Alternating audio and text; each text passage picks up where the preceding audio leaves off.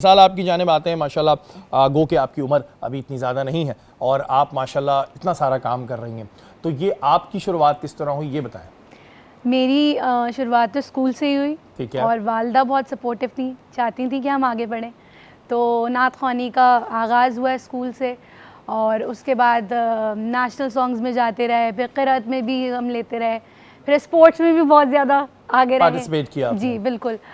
उसके बाद रेडियो पाकिस्तान से हमने आगाज़ किया। अरे वाह। हम तकरीबन वहाँ पर समझें कि 6 साल रेडियो पाकिस्तान पे हम लोग बच्चों का शो करते रहे। फिर पीटीवी पर मैंने नदीम जाफ़री के साथ काफ़ी काम किया बच्चों के शोज़ में, तो वहाँ से आगाज़ हुआ। फिर उसके बाद वो डिफरेंट प्रोजेक्ट्स आपको मिलते रहते हैं, तो ये है वहाँ से। अच्छा, जैसे क्योंकि आप ज़ाहिर है आप एक वोकलिस्ट भी हैं, आपने एक्टिंग भी किया, लेकिन अगर वॉइस ओवर की बात करते हैं तो ये ज़रा बड़ी मुनफरिद फील्ड होती है। इसका कब आपको अपने टैलेंट का पता चला कि मैं डिफरेंट कैरेक्टर की वॉइस भी निकाल सकती हूँ? इसका कब वो पता चला आपको, आइडिया कब हुआ? इसका तो बस कुछ चीज़ें अचानक हो जाती हैं ना, आपके जहन में भी नहीं होती।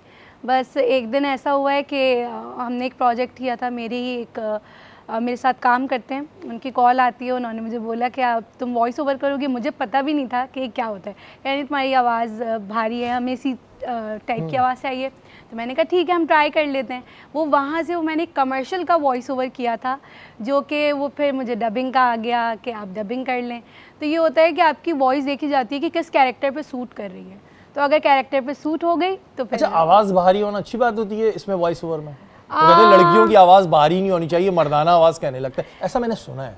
नहीं, अलग अलग कैरेक्टर्स होते हैं, तो हर तरह की आवाज़ चाहिए होती है। किसी की पतली होती है, किसी की मोटी आवाज़ होती है, तो हर तरह की आवाज़ चाहिए होती है। अब ये होता है कि अगर एक कार्टून है, उसके अंदर एक वालदा की आवाज़ है, तो जाहिर सी बात है वो भारी होती है आवाज़। अब मैंने एक आज पे ही प्रोजेक्ट किया था, सैफ और हया की कहानी, तो उसके अंदर भी बैरोनेस एक कैरेक्टर था जो बहुत बोल्ड वॉइस थी।